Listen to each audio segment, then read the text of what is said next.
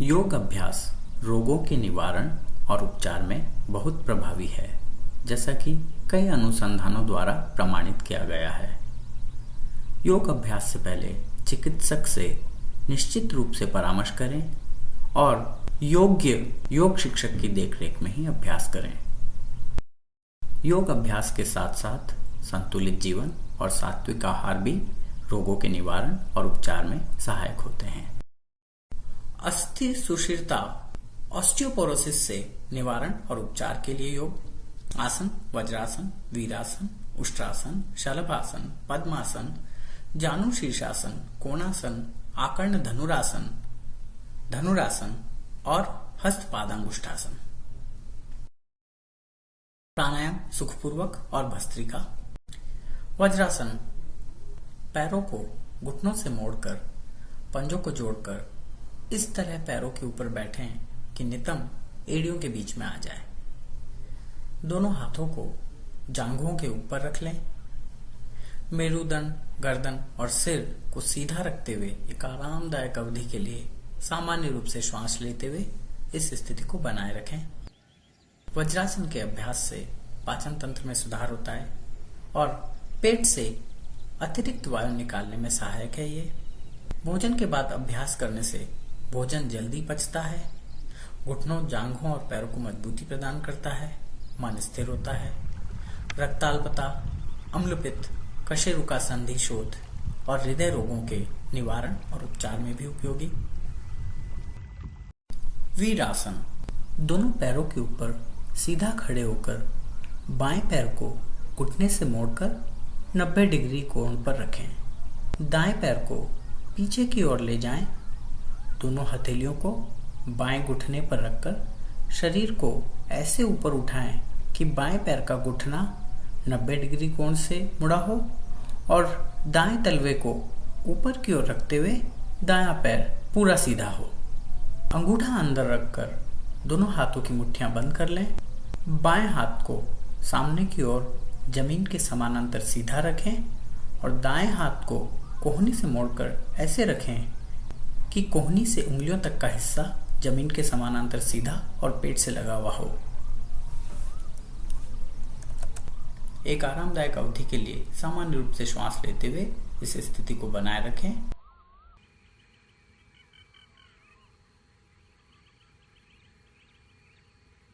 दूसरी ओर के लिए इसे दोहराएं। वीरासन के अभ्यास से नींद की गुणवत्ता में सुधार होता है और निद्रा का समय उत्तम करने में ये सहायक होता है।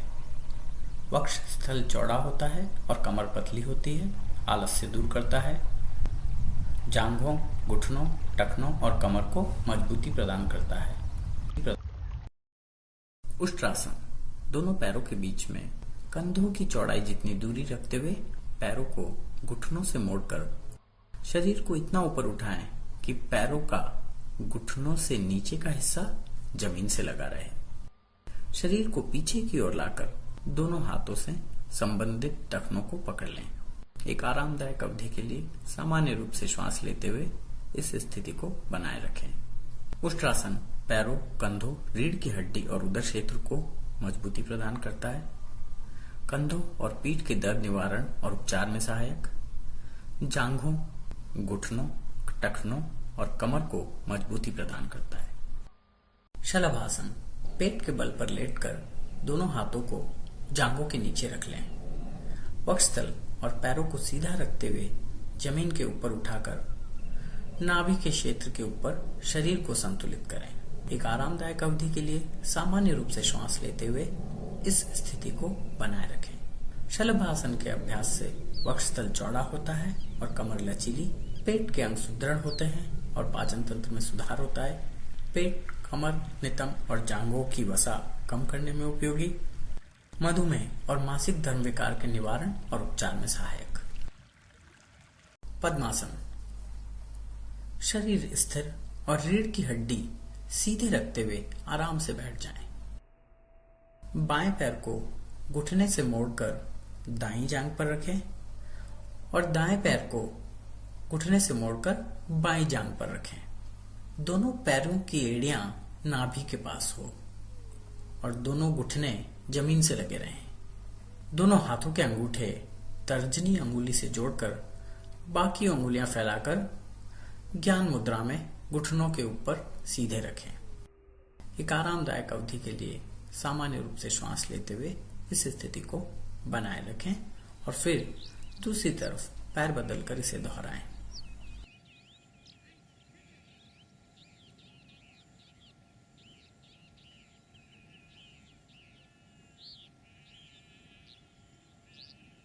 पद्मासन के अभ्यास से कब्ज और पाचन संबंधी समस्याओं में सुधार होता है। पैर और रीढ़ की हड्डी मजबूत होती है। ध्यान और प्राणायाम के लिए बहुत बढ़िया आसन है ये। रक्ताल्पता के निवारण और उपचार में सहायक। सावधानियां। मेरुदंड और कटिस्यानुशूल दर्द की समस्याओं से पीड़ित लोगों को नहीं करना चाहिए। योग या दवा के माध्यम से इन बीमारियों के ठीक हो जाने के बाद वे इसका अभ्यास कर सकते हैं। अभ्यास से पहले चिकित्सक की सलाह लें और योग शिक्षक की देखरेख में ही अभ्यास करें।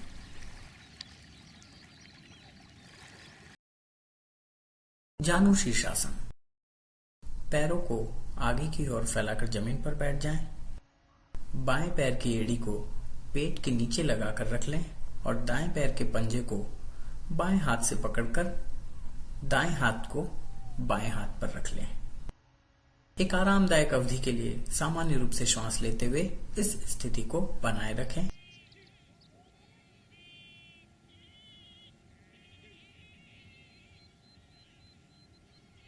और फिर दूसरी ओर पैर और हाथ बदलकर इसे दोहराएं।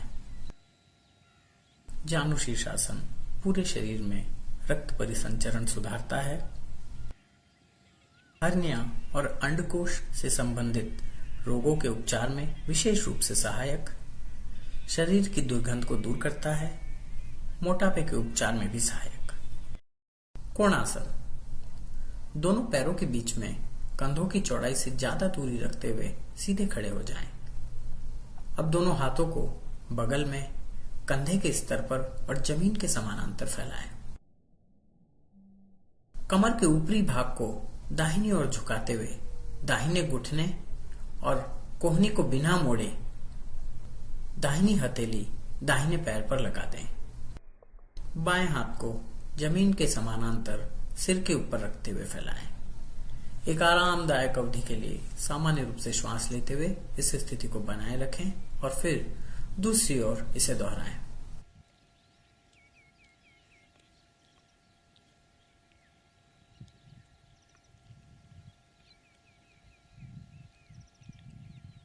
कोणासन पीठ दर्द को दूर करने में और गलसों के सूजन के उपचार में उपयोगी। शरीर हल्का होता है, चेहरे को सौंदर्य प्रदान करता है, खांसी दूर करता है और फेफड़ों को मजबूती प्रदान करता है। लंबाई बढ़ाने में उपयोगी। सावधानियां। मेरुदंड और कटिस्यानुशूल दर्द की समस्याओं से पीड़ित लोगों को नहीं करना चाहिए। योग या दवा के माध्यम से इन बीमारियों के ठीक हो जाने के बाद वे इसका अभ्यास कर सकते हैं। अभ्यास से पहले चिकित्सक की सलाह लें और योग शिक्षक की देखरेख में ही अभ्यास करें। आकर्ण धनुरासन। पैरों को आगे की ओर फैलाकर जमीन पर बैठ जाएं। दाएं पैर के पंजे को बाएं हाथ से पकड़ लें। दाएं पैर को सीधा रखते हुए बाएं पैर के पंजे को दाएं हाथ से पकड़कर दाएं कान के पास ले आएं। आरामदायक अवधि के लिए सामान्य रूप से श्वास लेते हुए इस स्थिति को बनाए रखें।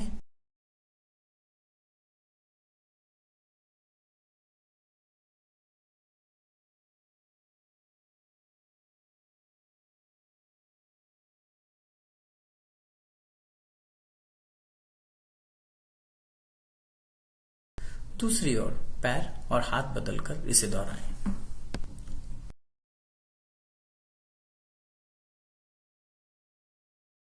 आकर्ण धनुरासन रक्त परिसंचरण सुधारता है। हाथों, पैरों, घुटनों, कंधों और कमर की नसों और मांसपेशियों को मजबूती प्रदान करता है। धनुरासन। पैरों के बीच थोड़ी दूरी रखते हुए पेट के बल लेट जाएं। दाहिने हाथ से दाहिने पैर के घुटने को मोड़कर दाहिना टखना पकड़ लें। बाएं हाथ से बाएं पैर के घुटने को मोड़कर बायां टखना पकड़ लें।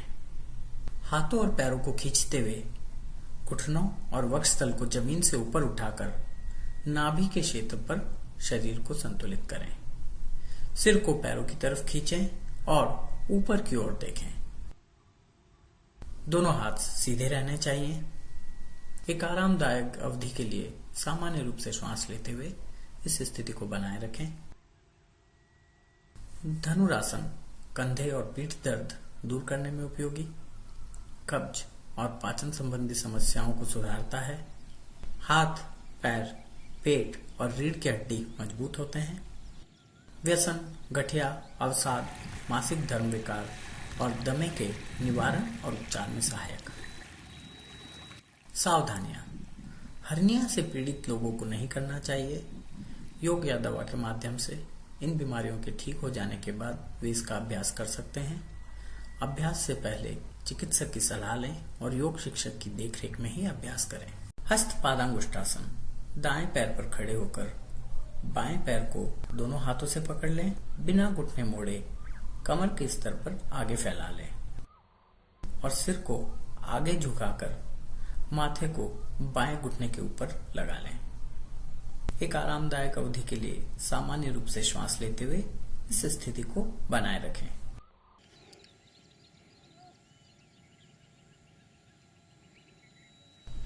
फिर दूसरी ओर पैर बदलकर इसे दोहराएं। हस्त पादांगुष्ठासन पैरों, घुटनों और कमर को मजबूती प्रदान करता है।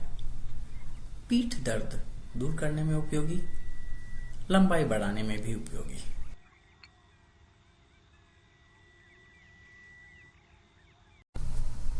सुखपूर्वक प्राणायाम। सुखपूर्वक प्राणायाम में 3 क्रियाएं करते हैं: पूरक, कुंभक और रेचक। श्वास को अंदर लेने की क्रिया को पूरक, रोकने की क्रिया को कुंभक और छोड़ने की क्रिया को रेचक कहते हैं। सुखपूर्वक प्राणायाम का अभ्यास 3 प्रकार से किया जा सकता है: उत्तमा विंशति मात्रा, षोडशी मात्रा मध्यमा, अधमा द्वादशी मात्रा प्राणायाम त्रिविधा स्मृता। सबसे उत्तम 20 मात्रा में पूरक, 80 मात्रा में कुंभक और 40 मात्रा में रेचक। मात्रा का अर्थ है अ बोलने में जितना समय लगे उसको एक मात्रा कहते हैं। मध्यम 16 मात्रा में पूरक, 64 में कुंभक और 32 में रेचक। और तीसरा, जिसका कि हम अभी अभ्यास करने वाले हैं, 12 में पूरक, 48 में कुंभक और 24 में रेचक। पद्मासन या सुखासन में बैठ जाएं। दाईं नासिका को अंगूठे से बंद करके बाईं नासिका से 12 तक की गिनती में पूरक करें या श्वास को अंदर लें। श्वास अंदर लेने के बाद बाईं नासिका को उंगलियों से बंद कर 48 तक की गिनती में कुंभक करें या श्वास को रोक कर रखें।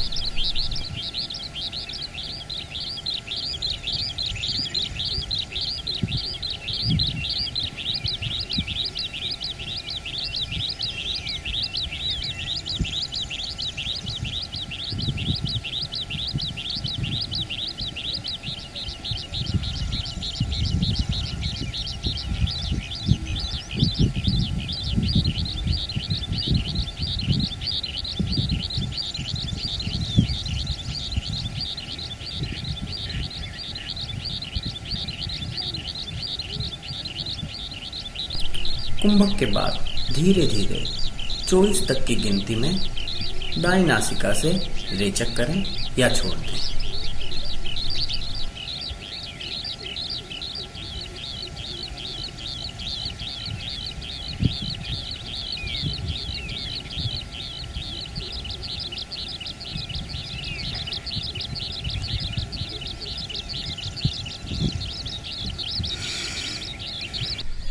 इसी प्रक्रिया को दूसरी ओर के लिए दोहराएं। बाएं नासिका बंद करके पूरक करें, फिर कुंभक और फिर बाएं नासिका से रेचक करें।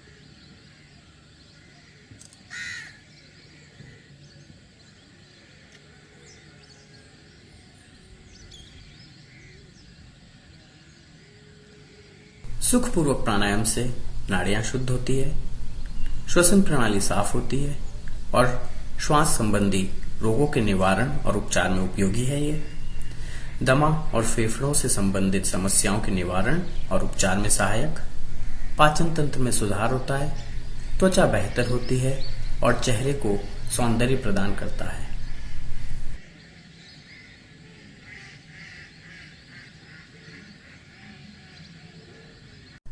भस्त्रिका प्राणायाम। पद्मासन या सुखासन में बैठ जाएं। मुंह को बंद रखकर वक्षस्थल का विस्तार करते हुए धीरे धीरे नाक से श्वास अंदर लें और सामान्य रूप से नाक से श्वास छोड़ दें। एक आरामदायक अवधि के लिए इस प्रक्रिया को दोहराएं।